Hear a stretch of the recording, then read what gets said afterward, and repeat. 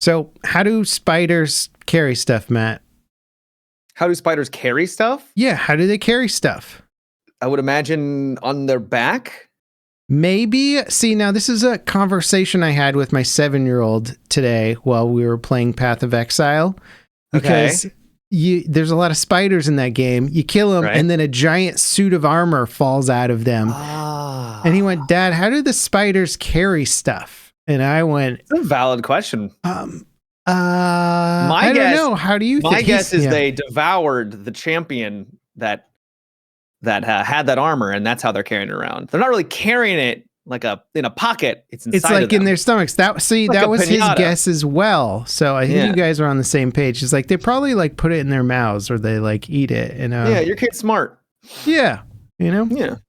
But it was just kind of funny because there's like, I think it was a Penny Arcade comic forever ago that has a comic where the guy like, kills a swarm of bees, with his sword, and then like a giant shield falls out of them. And that's just like the typical MMO RPG type. How the hell did these bees have a shield? Yeah, I was just kind of adorable watching my 7-year-old kind of ask that obvious question too. He's like, "What? This isn't adding up, man. Spiders." It's okay, kiddo. We don't either. We don't understand either. We just go with it. So I thought I was going to be done with my Path of Exile addiction because I got to the end game and I was like, hey, man, the pacing here isn't that great. Then I discovered the trade website, Matt. And you started trading gear? Oh my God. I had no idea how powerful it was. Dude, the trade website, I mean, it's like more complicated than, I don't know, trading stocks or something. The amount of variables you have to put in there to like find the gear you want, and then you're adjusting and dialing it in. Whew, you get like one divine orb or like a few of those things, you can buy yourself a full kit of like amazing How much gear. does a divine orb cost? So the currency in the game is in exalted orbs. You've probably picked up an exalted orb a bunch, that you can use them to like add a property to a rare item. A divine orb converts to around 130-ish exalted orbs right now. Okay. And then you go on the trade website and you're like, cool. So I want like a staff that has +4 to all skills, gives me like 140 mana, faster cast rate, faster this, faster that. Yeah. Type it in and somebody's like, cool, that'll be like 20 exalted orbs. Or like, and you go, you whisper them, you hit the button on the website, it auto whispers them, show up in their game, and then you just give them 20 exalted, they give you the item, and all of a sudden you're like, well, I'm like twice as powerful now. Wow. In just like one trade. So I traded in all my gear just the other night, and now are you now in Chad? Oh, bro. So Chad, I'm not quite on Elon level, but I'm working my way up there. Well, I mean, I guess you had a couple of things in common. You had to buy your power. Excuse me, I didn't buy it with money. I bought it with what I earned in game. Thank you very much. Apologies. Yeah. I do have my son play for me when I sleep, though, just to make sure that we can keep the XP grind going, Right. I'll check on him throughout the night and like, you still playing? What do you mean you're tired? Get back on there. Get back on that computer, boy. Yeah. I got school in the morning, Papa. You're learning life lessons today. This is like, back in the day that you'd have kids on the farm to like help with the farm work and stuff. So you'd have a big family, and this is like the modern version of that. I'm like, man, I got so many characters I got to level up right now. Okay. I got one kid on Path of Exile. Somebody else, we got him in World of Warcraft. Yeah. Yeah. We just got to keep them going, man. I need a couple more kids to rank up my other characters. Yeah. Modern problems require modern solutions. Well, this is more of I wouldn't say modern solution, but sure, we'll go with that. Yeah. Did you get back into PoE or no? No, I haven't got back into it. I should, because the game is still popping. It's got like 250,000 concurrent players on Steam. Yeah. And it's more than a month after release. So I know, people are still very much enjoying the game, which is great. I love to see that. When they drop those next 3 chapters too. Yep. I don't know if they're going to do it all at once or what, but I'd be kind of surprised if they did it all at once. Yeah, it would be a ton of content. But I mean, each chapter is a huge amount of content, and I assume they're going to increase like levels on certain stuff, because Gear quality only goes up to 20% on most things, like gem quality and gear quality. And so I'm like, well, I assume they're going to unlock more percentages. I hope eventually. that they're also on the same quality as the first act, because the first act I thought was literally a masterpiece from start to finish. The story, like the build up to the final boss, and then the conclusion, just so good. And the executioner scene is still, in my opinion, one of the best, most brutal scenes I have ever experienced in a video game. And I know that sounds like hyperbolic because it kind of is, but man, the scream of that actress was so, it's pretty dark, heart-wrenching. I absolutely loved the first act. Second act was fine. Third act, So I really liked the sort of the horrific caravan in the second act. Like that was just cool to see. You're just like, oh my God, those people are pulling the caravan. That's terrifying. Yeah. But yeah, no, it's solid. So I've been addicted to it. I've been, I'm full chatting. Like I'm clearing levels now faster than I can run through them practically. So it's cool. Nice. And I just feel amazing now. I'm like, you're just so turn good. into a god. So damn good. Yeah, it's cool when it hits that level. But I'm hoping soon to break my addiction and actually do productive things for a change. Yeah, like making your brand new video game. Oh yeah. Oh man. So I released my trailer this week for C-Beams, the video game, coming to a platform near you. And you know how good my trailer was, Matt? It was pretty good. I liked it. It was so good that out of nowhere, Matt sends me a DM on Discord and he says, "Hey, that was a pretty good trailer, man." And I was like, what? Out of nowhere, DM from Matt? I spit my tea out immediately. I went, "Honey, Matimio sent me a DM. He complimented me." And she was eating too, spat her food out, came running in, was like, "Huh?" Looking at the screen. But yeah, it was, that's how good it was, Matt. That's how impressive the trailer At first I thought you were talking about another Matt. I'm like, is this another Matt you're referring to? Yeah. No, I'm not starved for compliments from you, Matt. Not at all. But it was surprising to see a little bit. But I wanted to give you a compliment. No, I'm just kidding. It wasn't surprising. I appreciated it. It's done well. I'm really happy with how well the trailer's going, and our wish lists are popping off, dude. I think I wish listed it. Hell yeah. Sick, dude. I think we're at we're almost at like 14,000 right now. Last I checked. Nice. I'm just like, I feel like a real game dev. Now we just have to make the video game. You just have to finish it. Yeah. Is it going to be early access? Probably. It seems like so. I've interviewed a ton of devs. One of which is Zach, by the way, who says thank you for streaming his game. He might have. Oh yeah. He might have just said that to you. Yeah, we'll get into that in a little bit. But chatting with devs, it just seems like early access is basically the mathematical win. You just want to go that route because you kind of get 2 chances to promote your game. Early access is forgiving on bugs. You launch the game as a game and people are like, this game's full of bugs and it sucks. You launch it as early access and people are like, this game's a fantastic early access experience. I can't wait till they iron out the bugs. It's the title difference practically, but you basically get some leeway there. So I've been crunching the numbers this week on all things Steam release related. It's all information that I wish I didn't have to know, but you just got to know all that stuff. And then I will be able to get back to actually building a video game once I develop a marketing plan and release schedule and all that stuff. I think you're supposed to develop the video game first level and then you release the game when it's ready. Not in 2025, bro. You gotta it's honestly a meme in the dev community is like, do I work on my game today or do I promote my game today? Because you have to just be promoting it throughout the entire production process until you get up to launch. Otherwise, nobody's going to play your game at launch because no one knows about it. Exactly. So basically, part of dev is like, okay, well, we need this feature first, but I can market this feature right now if we just build it. And so then you got this kind of weird dev schedule that's semi-marketing, what's good for production. Unless you have tons of funding and a developer that's like, we're just going to build the game the way you want and we'll market it a year before it's ready to launch or something. Yeah. But yeah, it's been cool. It's just been nice seeing feedback, and there's like YouTubers making videos about the trailer now, and I'm like, what? Like I've been making videos about games for years, and now somebody's making a video about my game. Things about your game. Yeah. It's very unreal. Yeah. So that's cool. It's exciting. And now we're just like, okay, got to get a demo ready so we can send it out to people and get some feedback and all that stuff. Yeah.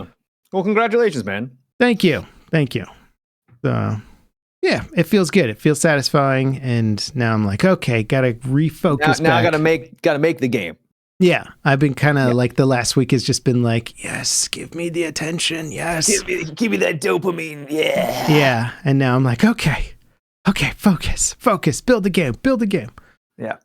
So yeah, it's been good. But yeah, so like I mentioned, Zach, I can't remember his last name because it's kind of something, but I've got him because it's something. It's a little long. I was chatting with him and he said, "Oh, hey, Matt was playing our game and like it was really cool and we got a bunch of attention from it and all this stuff." And so he was really happy about that. He said that, yeah. So you were playing, his game is Airborne Empire. Yep. And what did you think about it? It's it is early access, right? It is early access, and it doesn't feel early access because it's unpolished. It feels early access because it's a little light on the content and like the things you're doing. So it is it's a airborne city exploration city builder game where you are a bunch of birds. And you basically have this central structure that elevates you into the air, and then you build platforms around that central structure. It's a flying city, right? It's a flying city, yeah. So you build and so you're basically trying to keep the city afloat, but at the same time gathering resources down. You send out like little planes to go down and gather resources. I like that the birds need planes. It's very funny. But yeah. The birds need planes. I know it is. It is a very adorable, charming aesthetic. I think they nailed the aesthetic. It's very pretty and it's very cute. But you basically become a locust where you basically fly. By like the end, you're just this massive like structure, and then you just send out waves of your bird empire down below, and they just absorb everything on the ground and bring it back to bring it back to the city. It's charming. I will say right now, I think if you're looking for it's not much of a city builder, unfortunately, because there's just a lot of exploration and talking and doing like quests. You you go to cities and the cities are like, oh, there's these pirates, go kill these pirates. And you still go and you kill the pirates and you get resources and things from them. They're like, hey, here's some money. And you can use that money to then buy blueprints for your city to expand it and like add new things. But after about 10 hours, I played some off stream. I feel like I kind of got like the full experience, which is a good amount. That's decent. But you're never building like a sprawling metropolis, right? Like it is still very because it's flying. Yeah. So it's pretty like contained.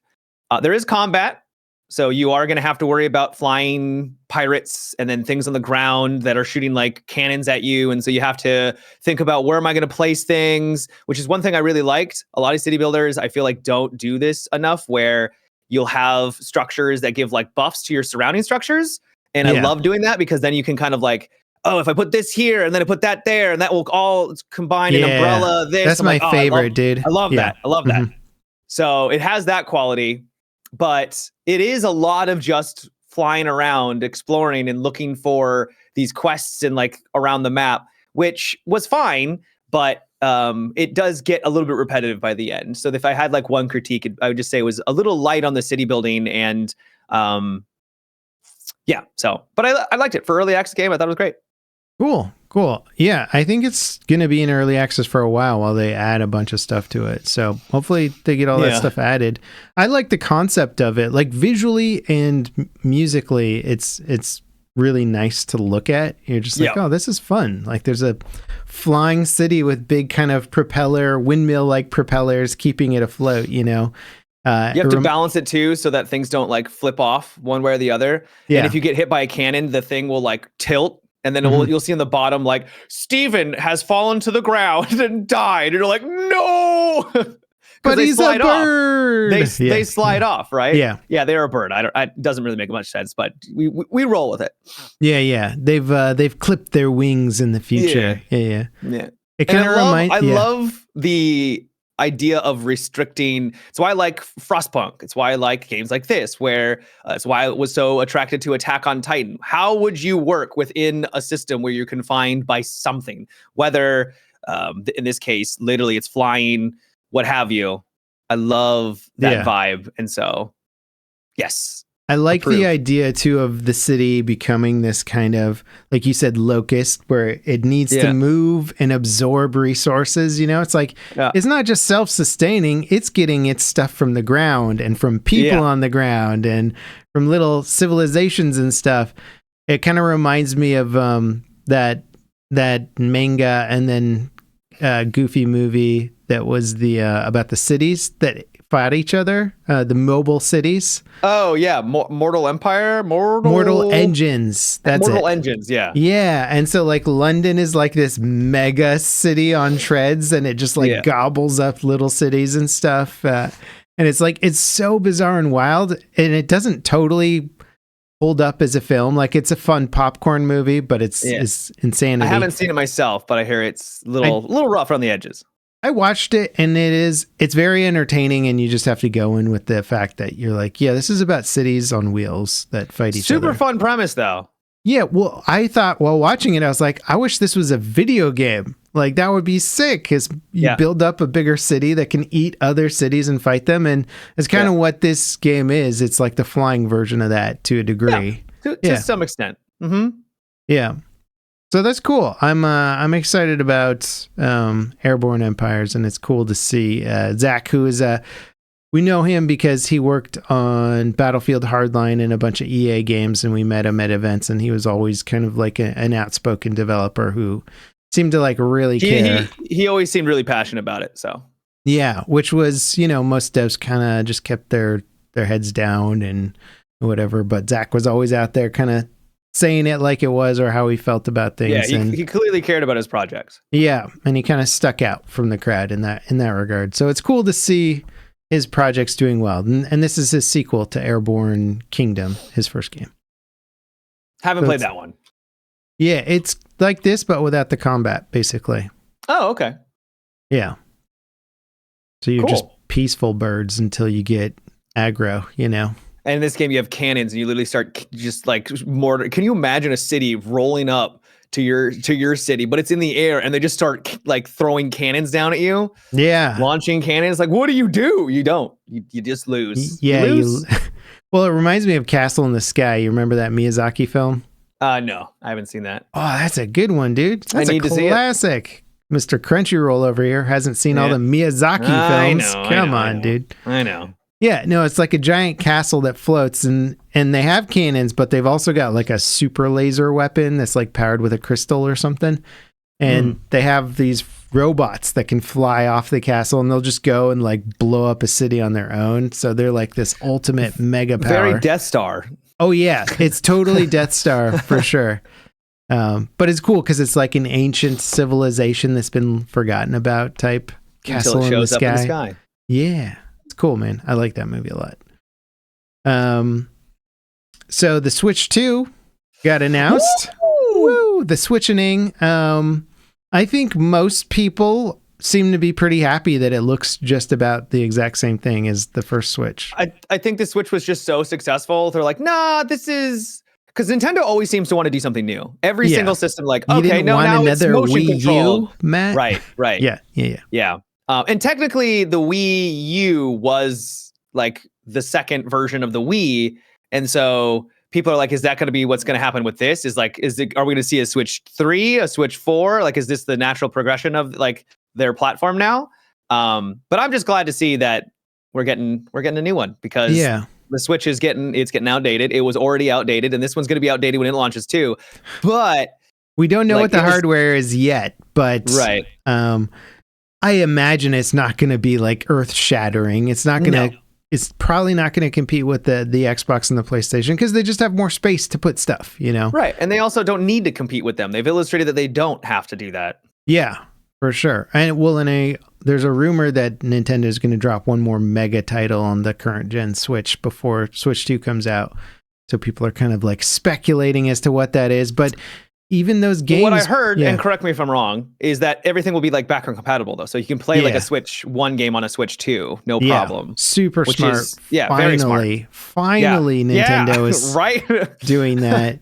And also, it's like, if you look at Nintendo's history, they always had like the Game Boy or the Nintendo DS, you know? So they had their mobile versions and then they had the console version. And now they're just like, what if it was the same? And so it's kind of brilliant what they're doing. And they just don't need to compete graphically. But I will say, speaking of devs behind the scenes, when people are talking about porting to the Switch, everybody's just like, oh God, like, it's just like, cool. So take all of the systems we've painstakingly built and then figure out how to make them work on like 1/3 of the hardware of, you know, a console. And granted, I don't know. Mortal Kombat on the Switch, you're just like, what is this? Yeah. Well, I played Hades on the Switch and then I plugged it in the TV, and I think you're limited resolution wise. So you're not even playing it at like proper 4K and stuff. And just like, oh man, I should have bought this on a different platform. Yeah. Did you please tell me you bought Hades on a different platform. Yeah, I think I have it on Steam, but I played it on the Switch mostly because I wanted just to be able to play it. Yeah, but the screen was so small that I actually ended up learning much better when I played it on a TV, because I couldn't see all the little enemy attack markers and animations really well on the tiny screen. So you just take damage and be like, what hit me? I kind of missed it. And then you have to learn on the big screen, and then you go play mobile again. You're like, oh man, all the stuff that I was dying from before, now I know what it is. And so you can play better once you've played on the big screen. But yeah, it was one of those form factor things where I was like, yeah, it's a good mobile game almost. Like it just wasn't quite ready for it. I'm still holding off on Hades 2 until it goes full final. I don't blame you. But I am excited. It's amazing. It's going to be insane. But yeah, I don't blame you for waiting. I have to take my dungeon crawlers, you know, slowly, as you can see what's happened with Path of Exile. I'm just like, it's the only game that exists right now. I feel that. So yeah, excited about Switch 2. We'll learn more. I don't know if I'll get it right away because Nintendo, you know, I'm not a huge Nintendo fan. Series GPU, Matt. We're not expecting you to adopt the new hardware. I plan on getting the 50 series something when it comes out, whenever, you know, if I can actually get my hands on it. So yeah, if I can. And then I also plan on just getting a new PC when that comes out, because I think I'll have to with these crazy like power requirements, and I want to get a new house to power it. Yeah, gonna have to rewire. Hopefully not have to rewire everything. Yeah. Have you seen the unboxing videos on some of the 5090 stuff? No. The card is massive, and then I think some company, it might have been like Gigabyte or somebody made a custom cooler for it. It's the biggest thing I've ever seen. It's the size of like a tower. You're just like, where is that going? What? How is that going to fit on a motherboard? Yeah, pure insanity. Biggest card I've ever seen. I mean, the board itself, the PCB for the card is like that big or something, but then the coolers are like these monstrosities stuck onto the outside. Yeah, I mean, I'm excited for the hardware. I'm just concerned about the power draw as well, because it's more than a 4090. So I'm just like, all right, like, should I get a new circuit breaker? Should I get a higher voltage circuit breaker installed? Legitimately, if they keep with this trend, they're literally going to have to start being like, okay, we have to work around, because people just don't have enough power coming to these outlets. Like, it's legitimately going to start becoming a problem. Yeah, well, at full bore, I mean, the things are drawing more than like high power usage appliances, you know? Right. The fridge goes on while you're playing a video game, and the house is going to short out. Yeah.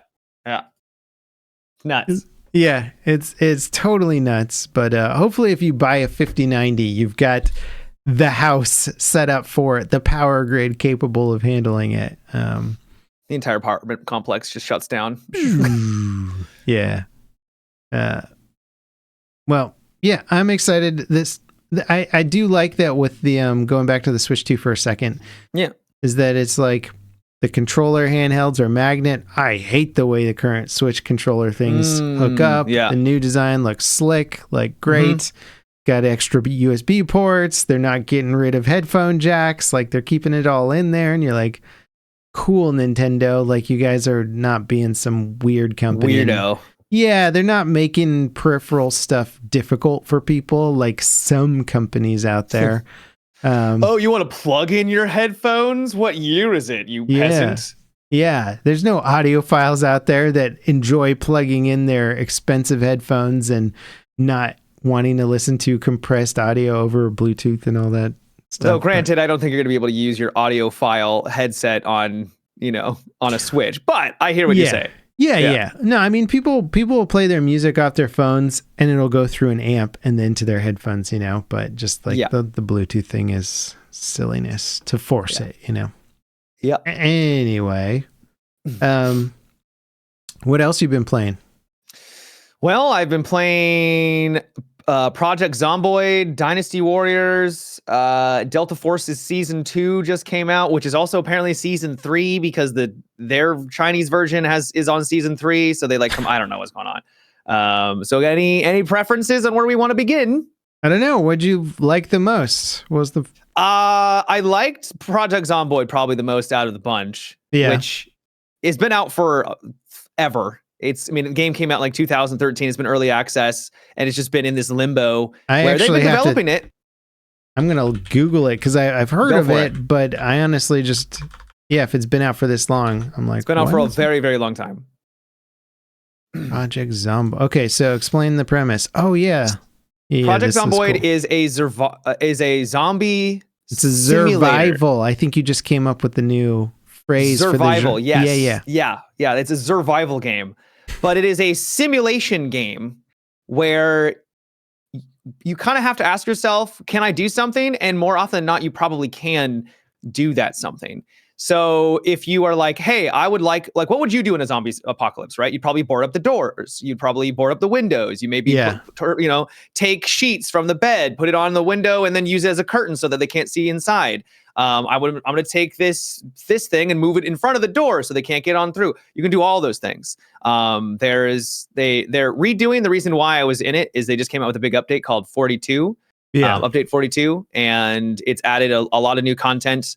Not that it's new to me necessarily, because everything is new. The last time I played it was like a year ago. Didn't really like the game, but really? I jumped in, and it feels like they've kind of streamlined things a little bit more so that the early game is a little bit more accessible. Or I'm just in a better, have a better attitude about it. It only took 11 years to get there, but they got it now. Yeah. Well, it's always had a really big fan base behind it, so it's been popular forever.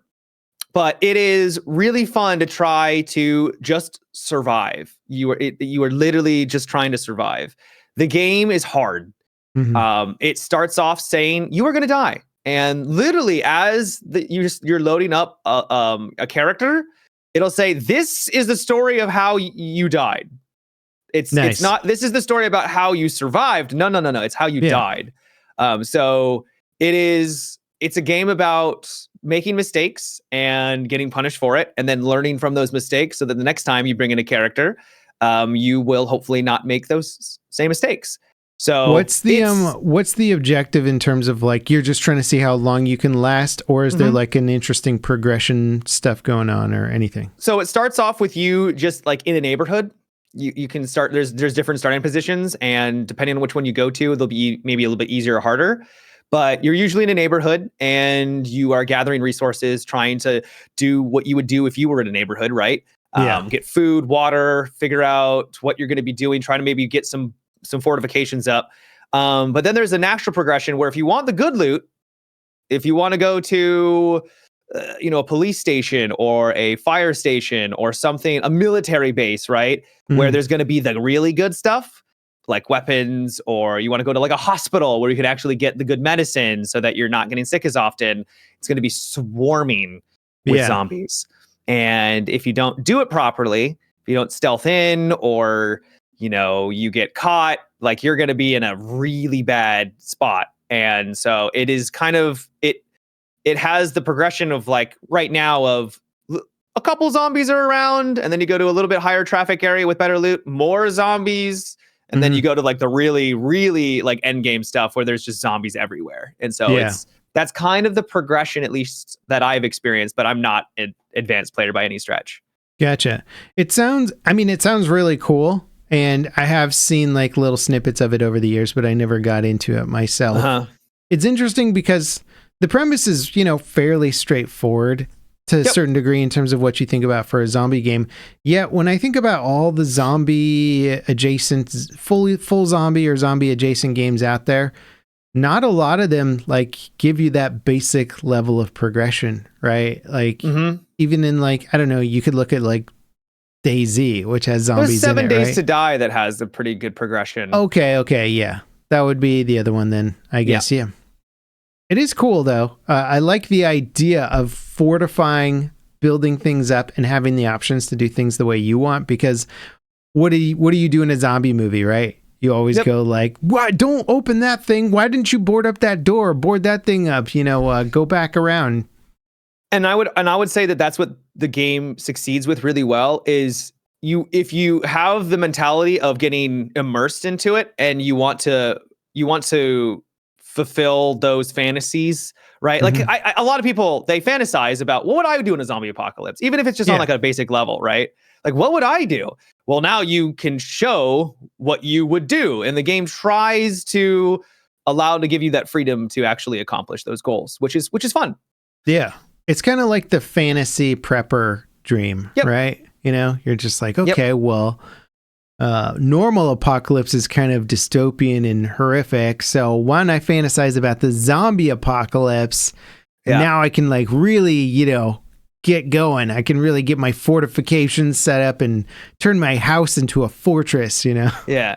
Because in reality, if a zombie apocalypse landed, like you wouldn't live. That's why it's a zombie apocalypse, right? Well, also, it's like, and then you do live, and you're like, why? Everybody's dead now. This sucks. Yeah. Yeah. Or like, this is awful. Depending on what kind of apocalypse it is, you're like, oh, I'm dying now. I'll turn into a zombie and eat my whole family or something. Oh God. Yeah.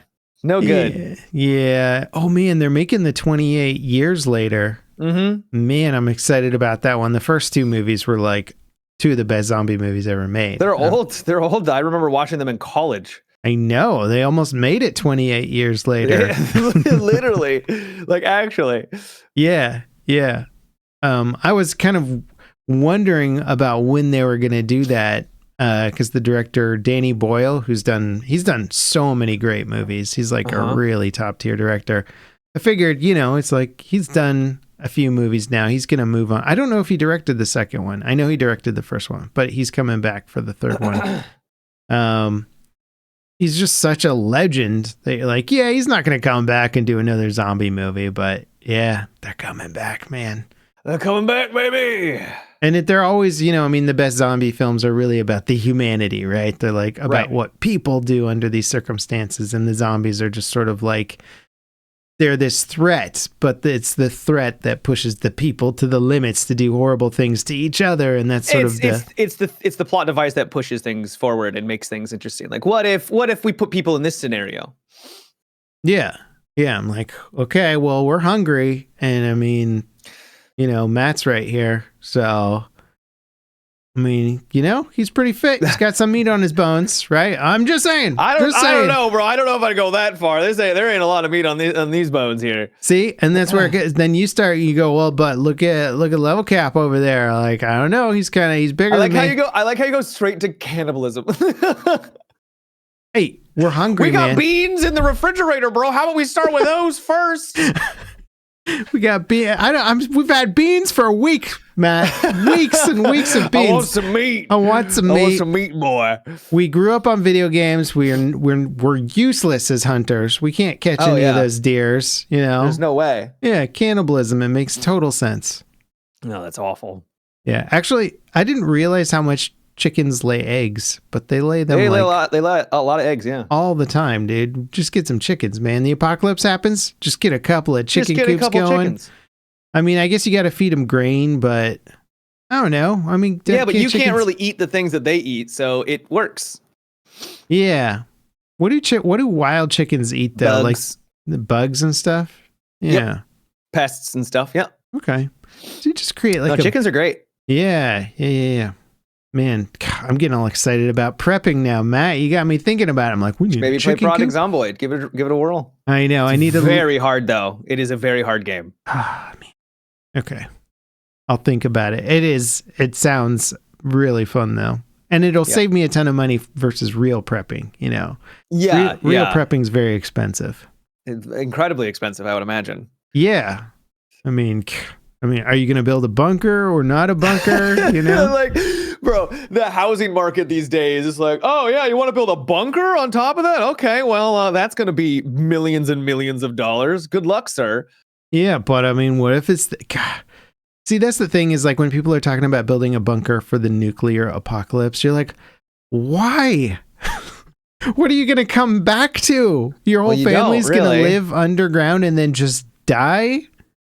You're gonna I don't know. You're gonna like live underground and watch Die Hard 10,000 times. And well, then I saw this. I did see this bunker that was for like the uber wealthy, and it had a pool underground. Yeah, it was like they had a pool, they had entertainment, they had workout like areas. Like it was basically an underground, not city, but like it was very nice. It's like, oh, I could see someone actually surviving in that. Mm-hmm. Granted. I don't know why you would put a pool down there because that sounds like a recipe for disaster because you have to still maintain the pool. Yeah, I know. Like, it's like chlorine and water. It's like, no, it's the apocalypse. You need that water, bro. Don't put chlorine in like it. What happens if like it breaks down and you run out of chlorine and it's like now you just got a bunch of water just sitting there. Like it's going to get dank and gross. Like, so it's not like you can go outside to like get rid of it. Like maybe there's a drain, who knows. But, I don't know enough about water recycling, but it does seem problematic for sure. Yeah. I would argue that like 10 years ago, the idea of living in a bunker till the end of, time seems like a nightmare for the most part. Yeah. But with the amount of like streaming media that is available now, if somebody what are you streaming? No, I'm saying so if you're a prepper, you're downloading that crap onto like terabytes worth of hard drive space, and now you've got like what a 2 to 3 lifetimes worth of like shows to catch up on. Yeah. Watch Gilmore Girls for like the 4th time. You're just like. I feel like you would eventually run out of good stuff, though. Bring a video camera, start making your own movies, dude. Oh, I already do that. That's kind of exciting to me, to be honest, because then you're kind of the best director in the world to a degree, right? You're sort of like, he's no, Martin Scorsese, but I mean, he's the best we got. Where is he these days? Yeah. Yeah, he got eaten. He's old. He couldn't run fast enough. Zombies got him right away. Yeah. So. Yeah, would recommend. I'm probably going to play some of it tonight. Oh snap! Might be a little wild. So I played Project Zomboid. Also, I tried Dynasty Warriors, and I'm assuming you know what Dynasty Warriors is. Yes, giant hordes, tons of enemies, and you're like a warrior god. Yeah, you're basically a god. Yeah, exactly. You're just pulling off just these unbelievable combos and just literally flying in the air, and then they spin up with you, and then you spin down to the ground, and they spin with you, and you're just like, I'm a whirlwind of pain. It's fun, but it's also Three Kingdoms, the like Romance of the Three Kingdoms, and I know nothing about that. Yeah. I know some of the names like Lubu and things like that, but I don't know them up. I'm not familiar with it. Okay. And so you get introduced into the world and they just start rattling off every single character under the sun. And you're over here just trying, like, I just got to know maybe these guys, sort of. And now you're introducing like literally like tens upon tens of characters. Yeah. And it's really hard to keep track of. So I don't know if I'll be playing much more of it because I'm not really into the story. I like that your critique of Dynasty Warriors is like characters in the story, Well, yeah, I know. It's but it's like it's a big part of it. Like they clearly are trying to get you invested in it. There's a ton of cutscenes, so I know it's kind of ironic because the game is really about like just fighting hordes smashing through armies. Yeah, exactly. But it is a big component, and I felt like because I didn't have that background. My experience was lessened. There were people in chat who was like, oh, it's that character. I'm like, oh, I don't know who that is, but that's really cool that you guys are excited. Interesting. Yeah. How was the I remember enjoying the game, but also it just got super repetitive. It's also repetitive, yeah. Okay. Yeah, you're gonna be fighting. So really, at the end of the day, the main threats are like the officers and the generals, and they'll have a specific weapon. And you'll be like, oh, I know that weapon. I know how to fight this guy, because they'll have like their own move set. You'll be surrounded by little peons, like peasants, basically, and they'll kind of poke at you, but they won't actually really do any damage. So it's kind of they're more of the window dressing around it, where the real fight is between you and the officers, and you have to have those fights. And so there's only so many of them at the beginning, and you fight them all the time, and it does get a bit repetitive. Yeah, interesting. But there is a decent amount of weapons so far, so that you can mix it up.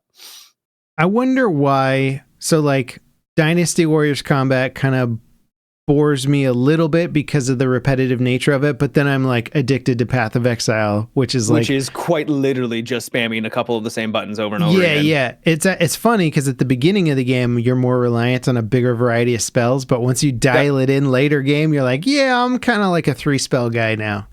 Before I was like a 7 spell guy. I had to use them all, but now I don't really need all those assistant spells because I'm just so OP or whatever.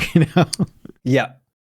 But yeah, I don't get bored by it. I'm enjoying it, but it's like probably a little bit. It's because they've dialed in the progression so finely, where you're like, oh man, just 1 or 2 more maps, and I get to get that next upgrade, and blah blah blah blah blah. Does Dynasty Warriors have that or no? It does have. You'll unlock like weapons, and you'll be able to build. I think have like essentially builds, sort of, because they have stats, and then you can expand upon that and have like certain play styles, or like I said, builds that will allow you to succeed.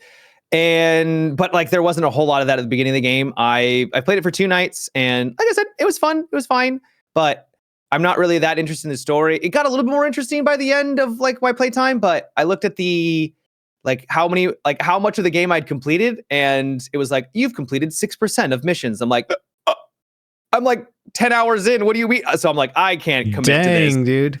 That is kind of wild to think about it, because any game, really, once you have your formula down for like level design, AI, bosses, blah, blah, blah, you could just copy and paste it a bunch and then change it a little bit. So yeah. Wonder how much. Now, it could have been those missions were also the side missions that like just pop up around. Maybe it was that too. So it may not have been just like main story. Okay, so you went heavy into the side potentially. Well, maybe I didn't. Maybe I didn't do enough of the side missions, and that's why I only you were said fighting 6%. Lubu's gardener or something. Yeah. He was my gardener. He was an asshole.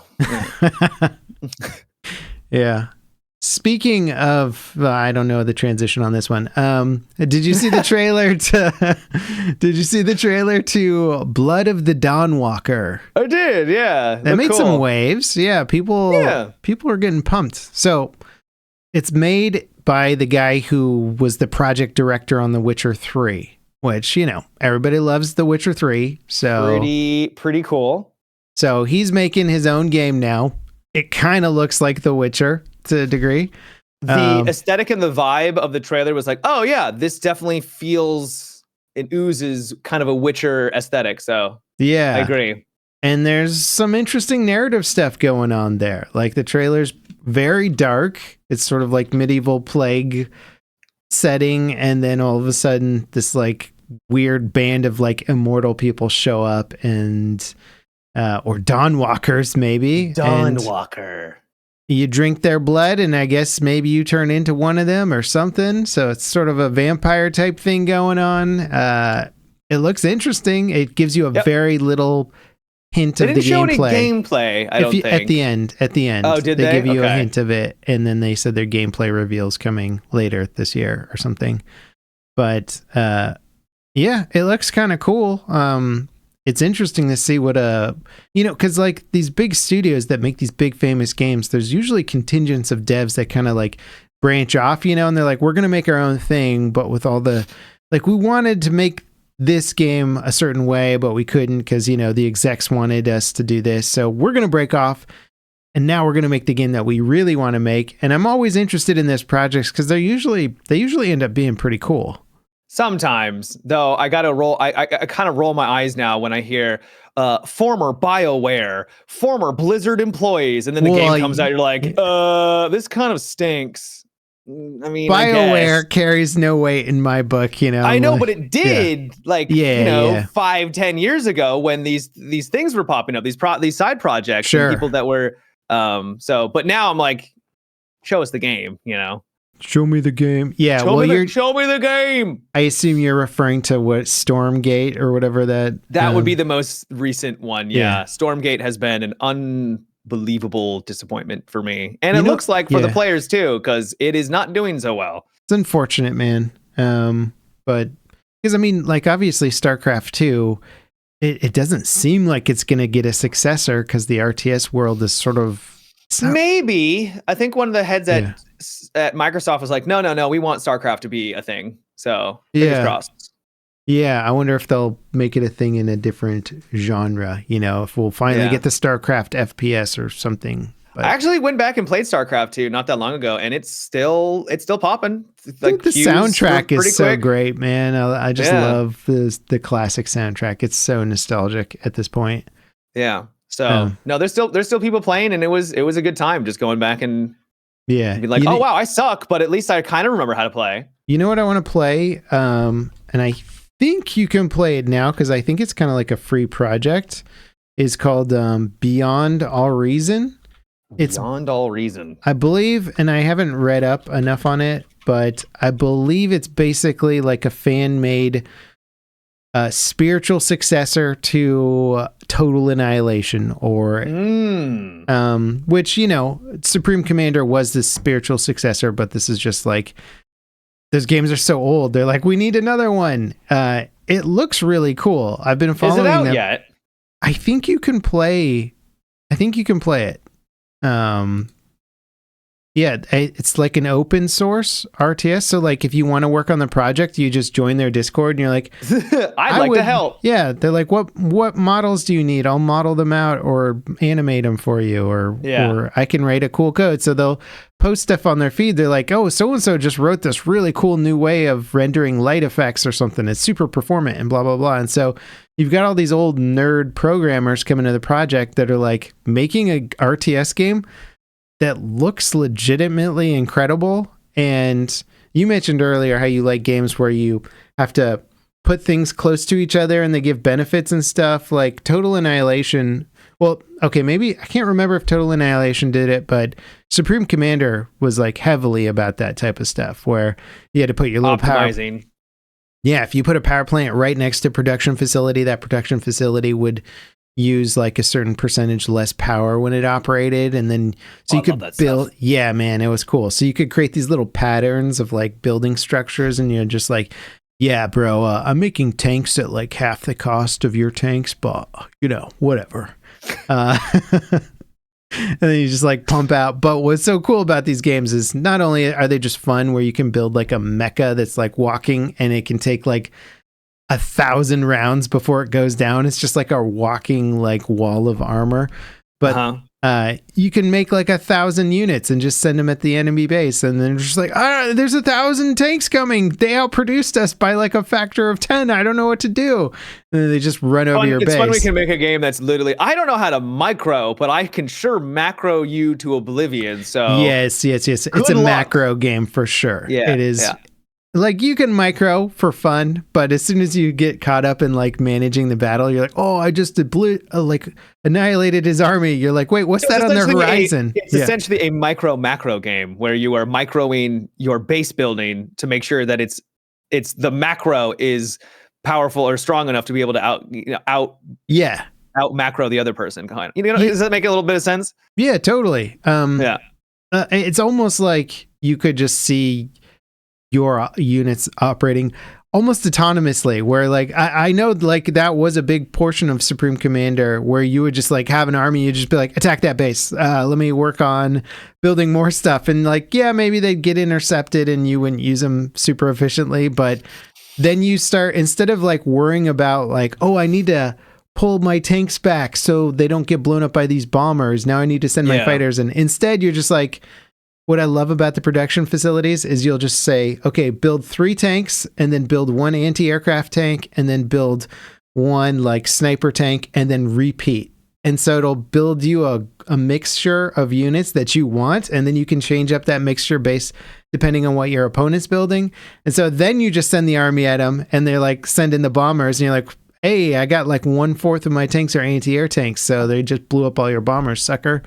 And so that becomes part of the strategy as opposed to like microing all your units and stuff like that. Yeah. And then of course you get nukes and like mega artillery cannons that can like span the entire distance of the base, so you can be the turtle, right? It like rewards the turtle player. If you're a really good turtle player, you can just turtle, and then somebody's like, man, this guy's not eating up all the resources he should be, and then you're like, wait, did he just rush to get the super artillery cannon? Oh god. And then he's we like, don't have the defenses for that. yeah, and then the artillery cannon just starts blowing up all of your expansions, and you're just like, oh my god, the turtle's winning. It's dope. Like, that's cool. Yeah, I haven't gotten it yet, but I'm like, I just see it. Sounds like you need to play it. I do need to play it because I've played a couple of other fan remakes of Total Annihilation. Maybe I have played Beyond All Reason. I wonder how long this project's been out.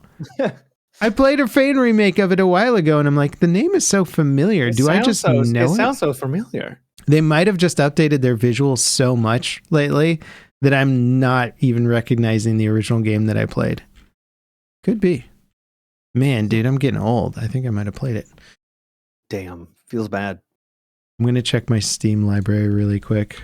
Beyond. Swear to God. No, you have like hundreds of hours in it. Well, I don't remember this game. Okay, I don't see it on my Steam library, so. Okay. You're safe. Woof. I don't have amnesia. That game looks sick. That's so cool. Yeah. How's the new Delta Force season? It's fine. They added a new character who's basically Dozer from 2042, but with a grapple hook that you can't use to grapple other like objects and fly to them, but you grapple enemies and teammates, which is kind of goofy, but also kind of awesome at the same time. So like you'll see a teammate, he'll be out in like the middle, and you're like, I can't revive that man. I don't have smokes. He'll be like, thunk. And you'll just grapple him to you. You'll see an enemy. You'll have like your shield out, and they can't really hit you because it's a shield. Mm-hmm. It's very defensive. And they're like, oh, well, they're over there. I'm over here. Thunk. And you bring them to you, and then just smack them into oblivion. It's not very useful. It's not going to be meta by any stretch, but he's kind of a okay, interesting character. They put a twist on Dozer, kind of. So he's fine, but it's more of Delta Force. They added two maps.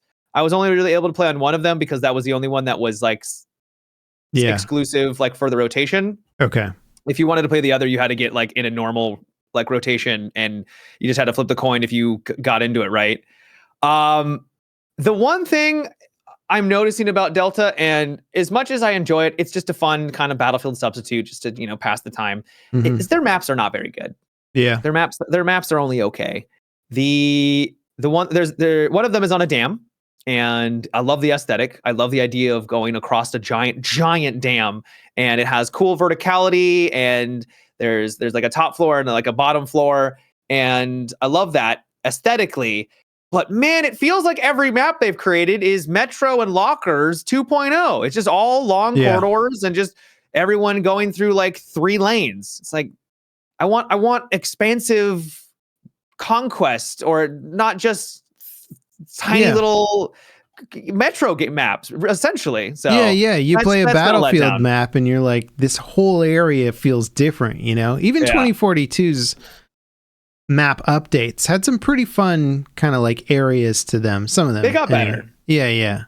Like I really like the ice map on 2042, whatever it was called, with the oil rig in the middle of the ice, frozen ice area. That one was good. Yeah, it was like, I mean, that the way you approach that map, that oil derrick was like completely different from any other section of the map, and it's just cool that they could vary it up so much. And this game is not really trying to go out there with which is weird because they've copied 2042 so closely in so many ways. You're like, copy the good parts, but they just really blanded down the maps where you're just like, yeah, even the color palettes are kind of boring, you know? The one thing I have in particular an issue with is the map that I played on was attack and defense.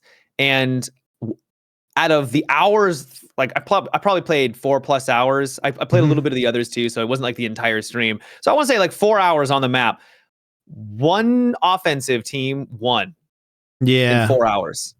Every single time defense won. And I was like, this is like, I get it. It's supposed to be hard. And usually when a new map comes out, like Rainbow Six Siege, a new map releases, it's almost always defensive oriented because attack doesn't know how to attack. But this is still like an open Battlefield-esque. It's not, one shot mechanics where if you make the wrong move, that's over and you have to wait for the rest of the round. This is we got to be able to push, right? And going through this map, I'm like, this is hard. Like, this is incredibly difficult on offense. And I'm trying to take these points, and it's like slamming your face into a wall of like just pain. So yeah, I'm a little let down by their map design, if I'm being truthful. It's unfortunate. It doesn't like ruin the game, but it's like, man, these could be better. Yep.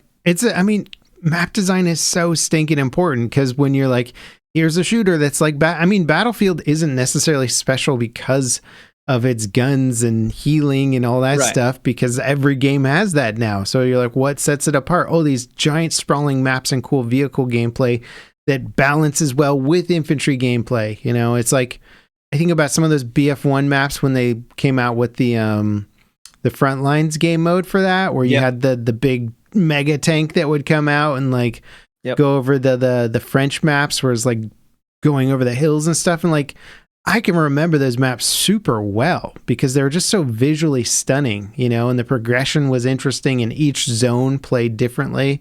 You had to like switch up classes or try something totally different, to make it across a field or an area in the next one.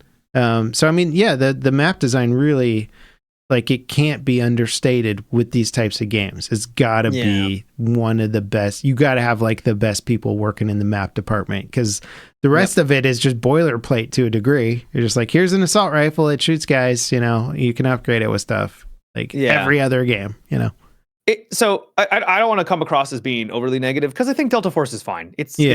It's not it's free game, right? Yeah. But I think one of the troubling things I have with it is I never think to myself, yes, we're on Striking Karkand, right? We're like, oh, hell yeah, we're on Caspian border. Like, I still, to this day, will get me like, damn, I love this map. Like, it's just a vibe, right? Like, you, even after hundreds of hours of playing, you're like, I like this map. It hasn't gotten old for me yet. Your spots, what class you're probably going to pick at a certain area. You're like, oh yeah, that one time, dude, I just dropped like 30 dudes from here, and you've got your plan, I don't really get that a whole lot when I'm playing on Delta Force maps. I'm just like, it's this map again. Okay, that's whatever, fine. Yeah. That's fair. I think, like, if Battlefield can deliver with the next thing, they're not going to have any trouble getting their fans back. It's almost like Delta Force is like, we'll keep them warm for you, Yeah. Delta Force is not the Battlefield killer that everyone was kind of hoping it would be. Have you been inspired to, people get annoyed when we call it the Battlefield killer for whatever reason, but but people, I'm not calling it that. I'm saying other people were claiming that this is going to be the Battlefield alternative or Battlefield killer. Have you felt inspired to participate in the microtransactions at all? Like, is there anything that you're like, oh man, that's a cool gun or skin? They do have really nice, clean weapon skins. Their skins look pretty great, and some of their operator skins look pretty cool. Whatever they call their characters, heroes, champions, whatever. They look good. But no, I very rarely buy microtransactions because you're the wrong person to ask that question. You know me. I'm frugal is a word. Stingy.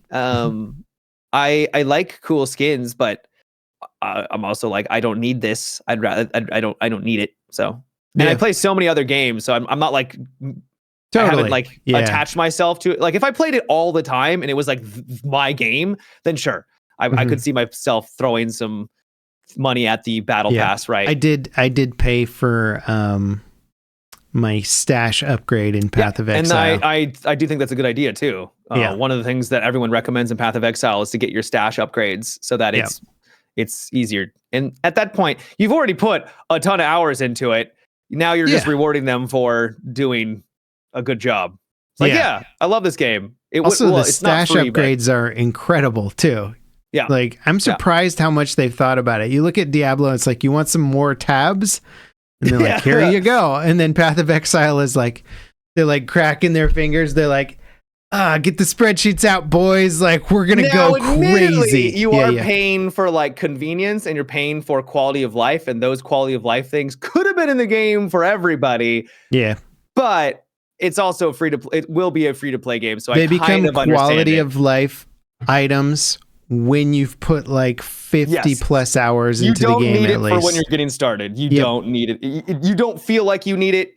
Only when you really dive in, you're like, oh, no, I do need. Yeah. Now in Endgame, it's like fantastic, but I think they've honestly designed that perfectly, where you're like, I don't think you can play it free yet. Has it released officially? No. Okay. So you still can't play it for free, but you can I didn't spend any, so it gives you currency when you spend the $30, right? You get your little in-game currency and you can buy your stash upgrades.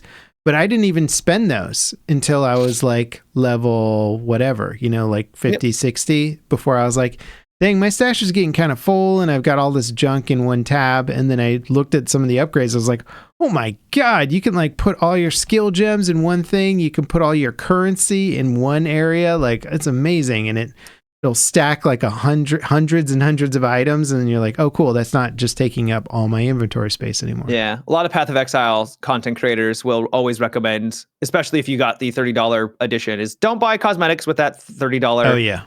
Just use it on the stash upgrades. If you're vibing with the game, you really like it, do it on that. And then if you're really liking the game and you want to like put more money into it because you want a cool aesthetic or you want a cool skin, then go from there. When I hit Elon levels, then I'll look at skins. When I hit that 95, baby. Yeah, I think he was 97. Oh my God. It's so insane. It doesn't make sense. I mean, it makes sense when you realize he just lies through his teeth all the time, but I was joking with my development partner Rich. I was like, man, you know how we could really promote our game is to start some social media beef with like Elon. Oh, there you go. Yeah, there you go. Because everyone will know about it. Yeah, I was like, man, might come with some downsides of unsavory folks harassing you, though. So probably not worth it. No, I am. How would I even attempt it? I know you were joking. I have to craft the craftiest tweet of all time, Matt. Yeah. who is this LevelCap? Who does he think he is? I'm gonna angrily tweet back at him. Need some Elon Twitter beef, man. That's what I need. What I need in my life. Mm-hmm. Oh man. You watch anything good lately? No, not really. I finally got to watch the first episode of Solo Leveling because I watched the dub to everyone's dismay. But I think the dub slaps, so I don't give a damn. It was a good first Solo Leveling. It is a anime. Okay. It's literally about a character who, in a world where everyone has like different power levels, and they can't get any stronger. He's a character who can magically level up like a video game. They even say in like the intro, he can level up like in a video game. I'm like, that's really weird to say as an intro because you have to know what a video game is so it doesn't matter. But yeah, he levels up and he gets stronger and stronger while everyone else stays stagnant. And that sounds like it would be just like, oh, of course he's going to eventually become the most powerful. It's like, yeah, but it's the journey of him becoming the most powerful, which is just really fun to watch. Wait, the premise is so weird. I'm having trouble with it. Okay. He lives in a world where there's monsters. Yes. And there are people who have different power levels. They're different strengths, right? So you could be E rank, which was like, is really he in a weak. video game? He's not in a video game that I know of.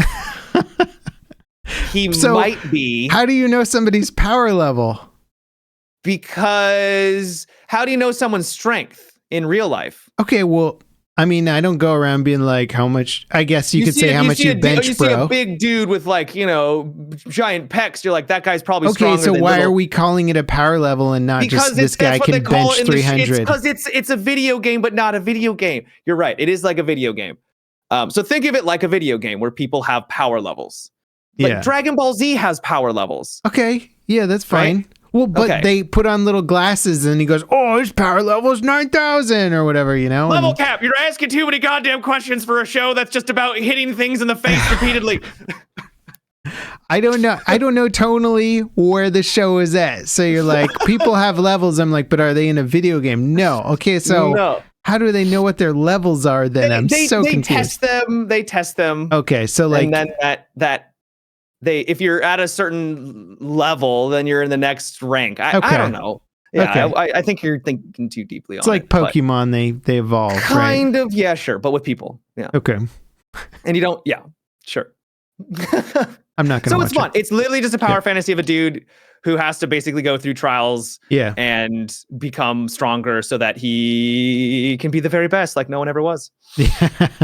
Well, it is funny that you mentioned Dragon Ball Z because... I mean, that really was the appeal of that show, is just watching Goku become like insane to the point where he's like, I'm going to hit Super Saiyan 4 or whatever level he got to. And then like the planet, like city. I always love it when he's like transitioning to like the highest level and like cities are crumbling because of the power. You're like, did you just kill like hundreds of thousands of people transitioning to your next power level? But don't worry, he killed the bad guy when he powered up and saved you guys, aside from the cities collapsing, but there's a book series that I loved it. It's called the Cradle series. Mm-hmm. And it's literally about a boy, a young man who has zero power. Like he's called like soulless at the beginning. And then it's his journey becoming basically more and more powerful as the story progresses, to the point where like, I don't want to spoil it, but like there are godlike. They call him soulless. That's pretty like, because mean name. Oh, it's so mean. Yeah. Oh yeah. His city, his like you're tribe, so weak. You don't even have a soul, bro. They literally call him like soulless. Yeah.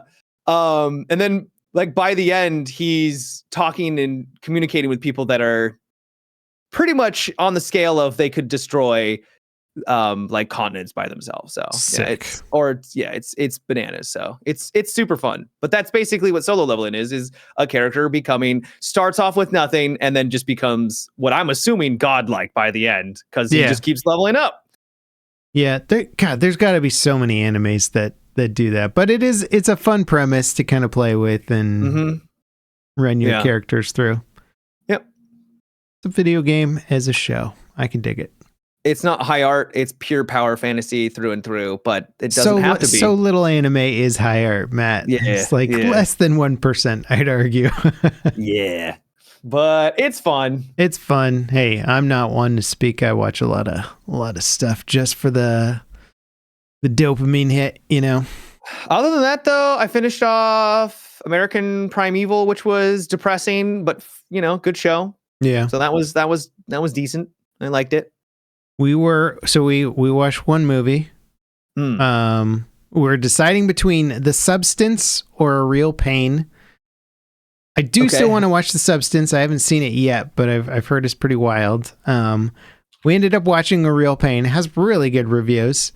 And it was good, but it was just kind of like a sad character study to a degree where it's like about two brothers or cousins and just kind of reconnecting, but they're reminiscing a lot about how close they were in their younger years and then drifting apart. And then they're like, oh, we're going to be there for each other in our later lives and stuff. And then they kind of they're on a trip together and then they kind of get done with the trip. And it's sort of this full circle narrative of just learning that like people aren't, you're just not going to change. It's like this. People do change and they sometimes drift apart. Yeah. Yeah. It was kind of like about that where it's just like, I don't know. It was sort of like reminiscing about a good time and then realizing that time is over. Now we're in this.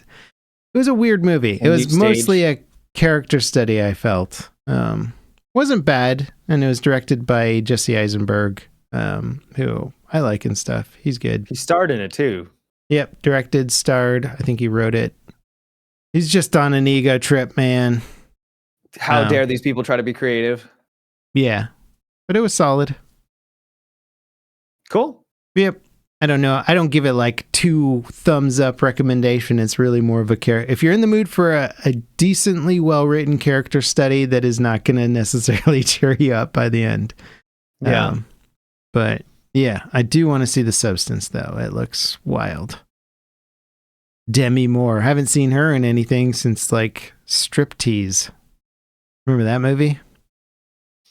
No. Striptease? I'm not going to Google that. Don't look at me like I'm some sort of pervert, okay? It was a big movie. It came out like in movie theaters. Not those kinds of movie theaters, okay? Mm-hmm. Isn't that wild that there were actually movie theaters that would show... Yeah. It's like, you come on in, all your boys. I mean, literally, I should probably reframe that from come on in, too. Yeah, phrasing, you arrive at the movie theater, look around, and everyone's... It's like, what are we doing here, boys? I know. And then we canceled Pee Wee Herman for it. Come on, man. Come on now. The guy gave us hours. 1996 is when that game came out. The movie? The movie came out, yeah. Striptease. Substance. Wait, she's got 2 eyes in her eye? What the hell? Yeah, it looks bizarre, doesn't it? Yeah. I'll watch that by the time the next podcast comes around. All right, you'll have to let me know if it's any good. Yeah. Decent reviews. Oh, God, it looks messed up. Yeah, right?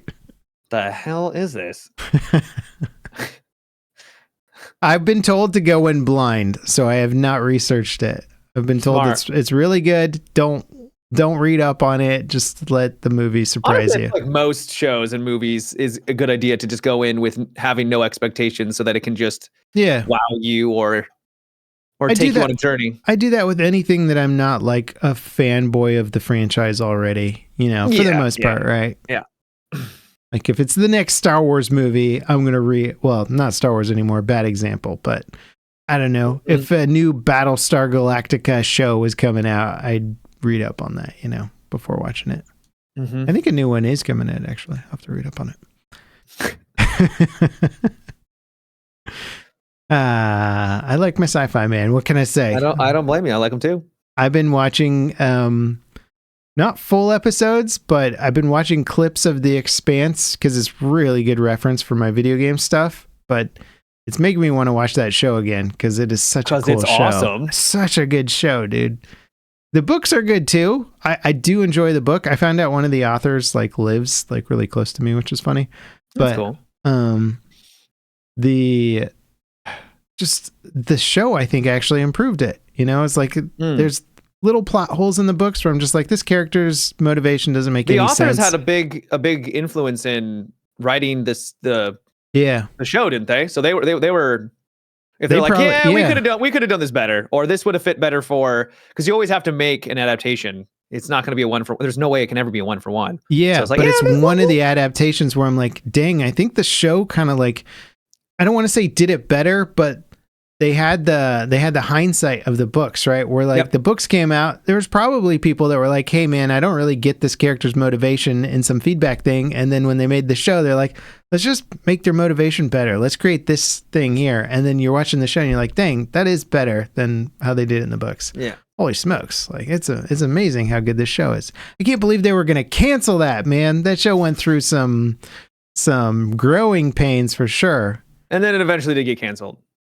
Did it? Is that why they stopped with where they did? Because they're okay. Yeah, they lost. They're like, okay, that's it. So they had to like kind of it wraps up most, but it does not wrap up everything, unfortunately. Yeah, there's like a huge potential. There's like a huge thing coming, and you're like, oh, okay, we're just gonna ignore that and just the human conflict, let's say, has been wrapped up. Yeah. They set the stage for the next level conflict, and then they're just like, yeah, if we get funding. You'll see some more eventually.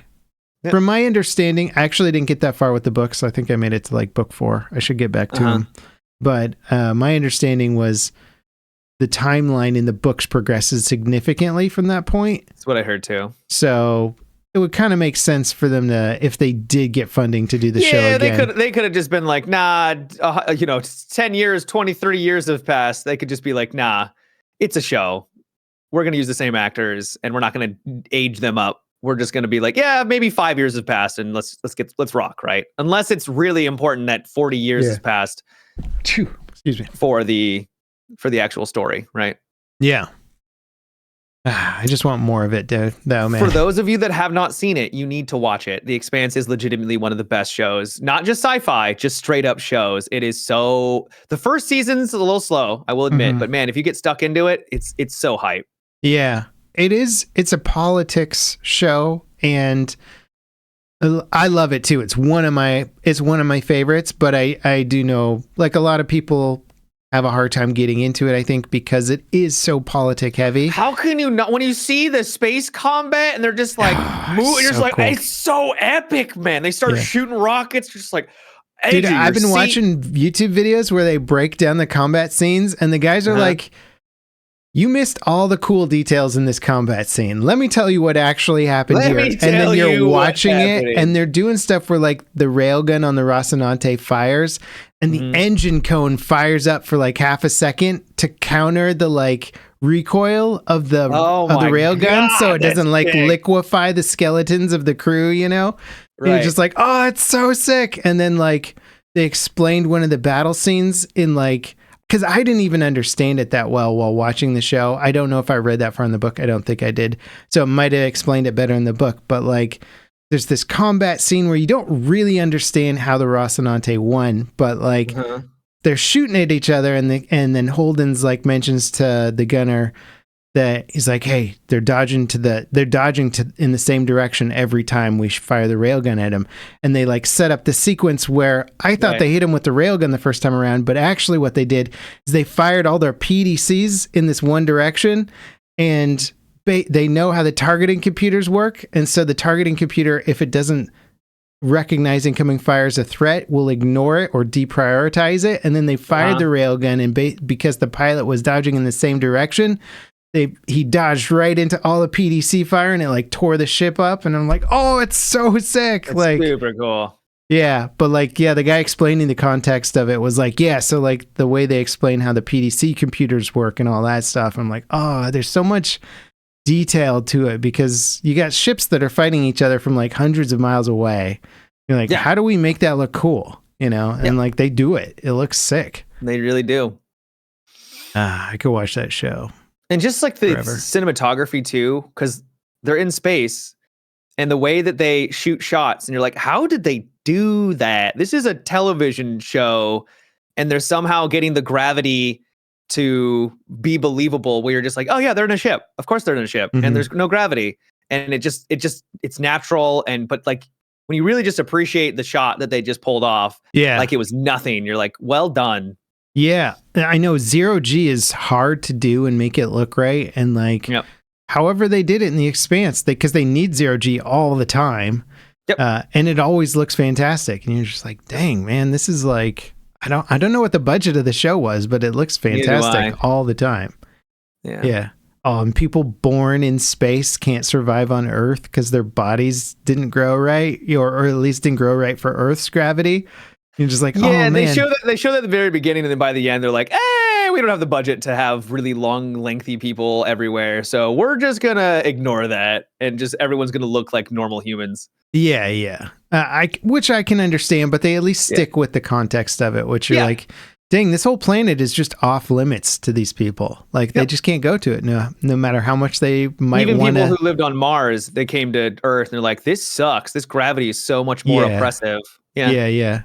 Well, and it's also, it kind of lines up with, the show is so scientifically accurate, where you're like, yeah, if you don't have the right impact force, your bones will not build up as much calcium and stuff. It just won't deposit in your bones in the same way. And so you just won't have the bone strength to like exist in different environments. You're like, oh, it's cool that they adhere to all that stuff. And like, yeah, it's a great show.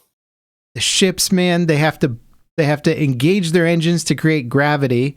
And so to travel from one location to another, they accelerate halfway there, and then in the middle, they flip around and decelerate the other halfway there. So they create one gravity of force. Of force, so you can walk around the spaceship. But when the ship is doing maneuvers, it's like all bets are off, man. You better strap in. And sometimes they don't strap everything down, and then tools are flying all over the place and like knocking out air hoses, and it's a good time. Yeah. If you can't tell, we recommend the show a lot. Such a good show. Yeah. Matthew asks, is The Expanse the show that my wife likes? She was kind enough to watch it with me. I'll put it that way. It's just numbers, right? It's like the science, and it's spaceships and politics, and I think that's hard if you're not super into all those things. At first, I thought he was asking you would my wife like it, or like does his wife like it? And I'm like, how do you know what his wife likes, LevelCap? But then I realized you're talking. Never mind. My brain works in mysterious ways. Matthew's wife like it? Yeah. She would, Matthew. I know her well. Okay. Well, on that note, would you like to wrap up the podcast? Let's wrap it up.